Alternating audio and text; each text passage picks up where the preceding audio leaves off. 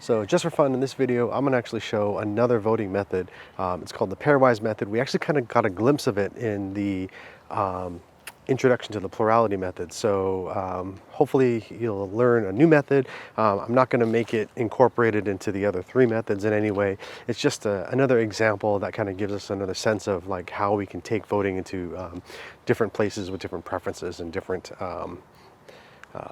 techniques. So let's take a look.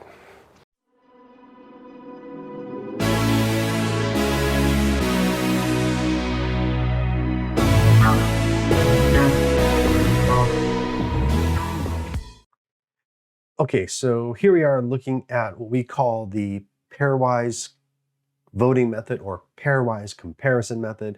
I'll try to use the phrase pairwise voting method for the most part. So what we do here in the pairwise method is we are looking at comparing pairs of candidates against each other. Okay, so first thing we need to do is kind of look at what are the pairings that we're going to have and who's going to be paired up against whom.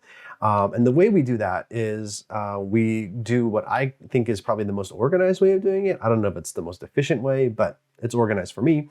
And I do what we call a matchup table. So let's suppose that I have three candidates, A, B, and C. I'll make a matchup table that looks kind of like this. Okay, I'll take candidate A, B, C, and I'll go down the column here, A, B, C. I'll make a little table out of this. And within this table, I can now put the matchups, who's going up against whom. But to avoid duplication and to avoid people pairing up against themselves, right? This corner one right here would be A versus A. That's not going to happen. This is not Street Fighter 2 Championship Edition. It's like Street Fighter 2 Original Edition. We're not going to do B versus B. We're not going to do C versus C. And just to keep it simple, I'm just going to go ahead and cross out everything below that diagonal, because if I do B versus A, it's the same thing as A versus B. So I don't want to duplicate my matchups. And now I can see here that I've got really three matchups I got to do in those empty squares. And I can keep track of who it is. It's going to be A versus B, A versus C, and then B versus C. So now I can see who I am pairing up and matching up against, okay? Now I have to figure out, once I know which pairs I'm doing, I need to figure out how do we determine who wins, okay? And so what we're gonna do here is we're gonna count the number of voters that would have preferred one candidate over the other, okay? So in this case, we have to look at, in terms of going across that table, whenever A is above B or B is above A, and then we'll assign those voters as points to the candidates, okay? So we're going to count, I guess I'll say it this way, how many times, how many voters say, put A above B, and we're gonna repeat this for all of these different matchups, okay? And we'll do this, so etc. for all matchups. Okay, and this is how we determine who wins a match, okay? So this will give us a score for each in a matchup, and that's how we'll determine who wins the matchup. The higher score wins the matchup. It'll probably make a little more sense as we kind of go through some examples, so just hang in there, okay?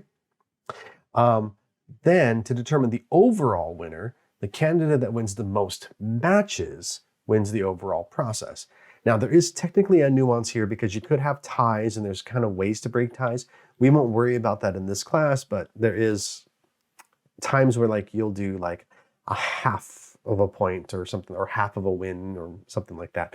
Not something we want to worry about here. But all you're doing now is counting up the number of wins in terms of matches or matchups, okay? I'll say it this way. The most matchup wins will determine the overall winner. Okay, this is best seen in an example, so let's take a look. So in our first example, we're going to take a look at how pairwise voting works for something like, say, vintage TV shows from the 90s. Yes, 90s TV shows are sort of being considered vintage now. They're like 30 years ago. Um, so we're going to look at Friends, Seinfeld, ER. And if we want to use pairwise, the first thing I need to do is make my matchup table to figure out who I'm pairing up against who. Now, it's probably a lot easier to do this with only 3 choices, so it's me keeping it simple with this first example, but let's take a look at that matchup table, okay? I'll also abbreviate Friends, Seinfeld, ER with F, S, and E.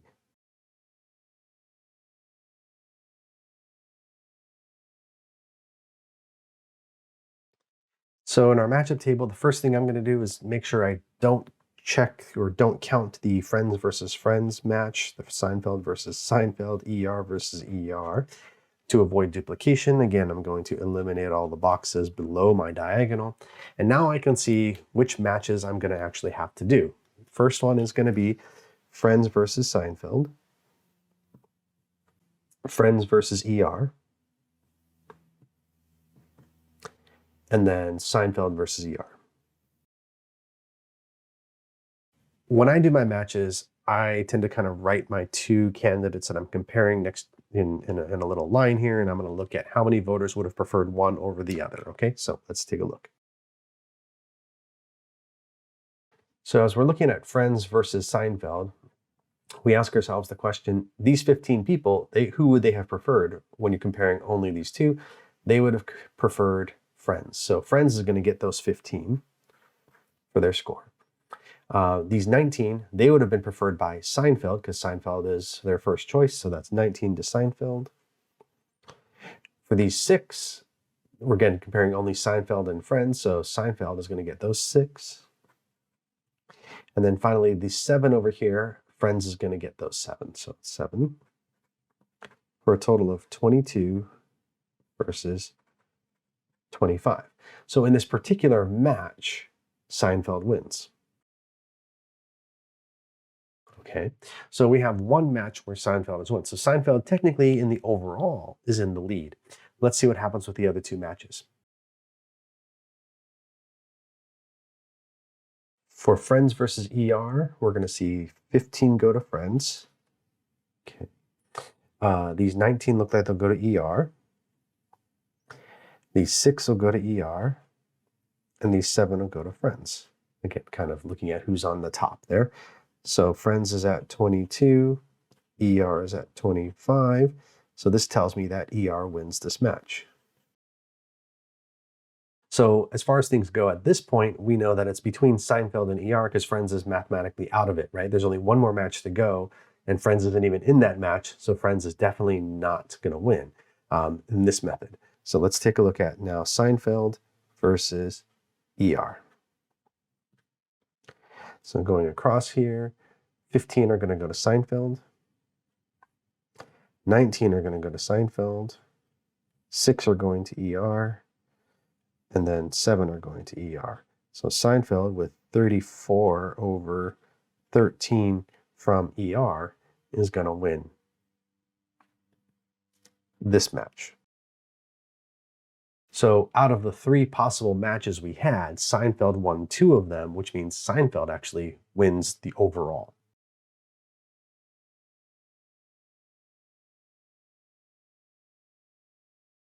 The idea here is that, in a way, you kind of would have wanted whoever you picked as the winner from any voting method or this voting method or whatever voting method, you want that winner to, if you were to compare that winner to every other candidate by themselves, just as a pair, then that winner should win every match. So in a way, that's kind of where Seinfeld really did what it needed to do. Seinfeld compared to Friends wins. Seinfeld compared to ER wins. So Seinfeld is like your clear winner in that sense, right? When compared to the other 2, Seinfeld wins. In a way, this also gives you a way to kind of get a second place person here with ER winning the other match, right? Because ER compared to Friends beats Friends, which means then Friends would be last. So Pairwise does give you that sometimes, right? There's some weirdness that can happen. Let's take a look at another slightly more complex example. So I know I wrote on the handout here to pause and try it with this comic book publishers one. I'm going to kind of do a little bit of both here. I'm going to speed up a few parts of the video just because it's a fair amount of writing, but we're now looking at four choices here, right? First, second, third, fourth, which means we have Marvel, DC, Image, and Dark Horse, all comic book publishers. Let's take a look at the matchup table now. It's grown slightly, so let's see what that looks like.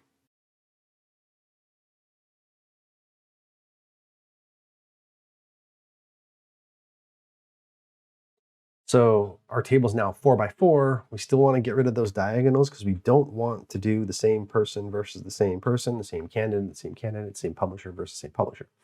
We also don't want to duplicate our efforts, so we're going to take everything out from below the diagonal. And now you can see how many matches we have. 1, 2, 3, 4, 5, 6 total matches. And these are going to be as they are indicated in the table. Let's see here if I can do this. Marvel versus DC, Marvel versus Image, Marvel versus Dark Horse, DC versus Image, DC versus Dark Horse, and finally Image versus Dark Horse. So we have all of our 6 matches that we're going to do. This is where I'll kind of speed up the video just because it's going to be a fair amount of writing, and then we'll talk about the conclusions after. So bear with me.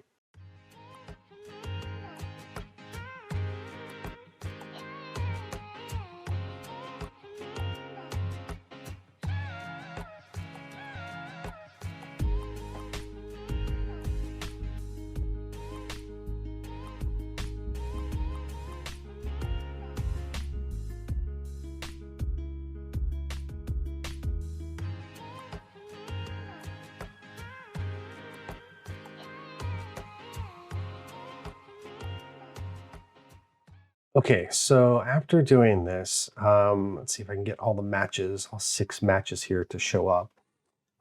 We have DC wins over Marvel. We have Marvel wins over Image. Marvel wins over Dark Horse. DC wins over Image. DC wins over Dark Horse, and then Image wins over Dark Horse. So it's looks like DC is going to end up winning because it won 3 matches. Marvel won 2 and Image won 1. So DC wins the most matches, so DC wins.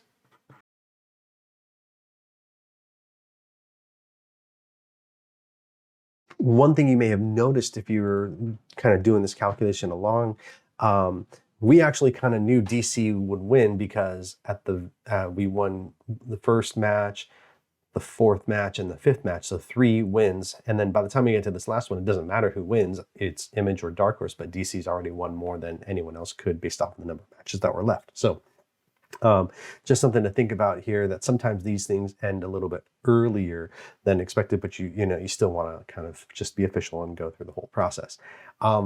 For the skills assessment, you're going to have a couple of pairwise things, but in reality, what we're really doing for a lot of the pairwise stuff is just making sure we can kind of do this calculation of like who wins over whom. Just take a look at the skills, and yeah, that's it. Take care, everyone.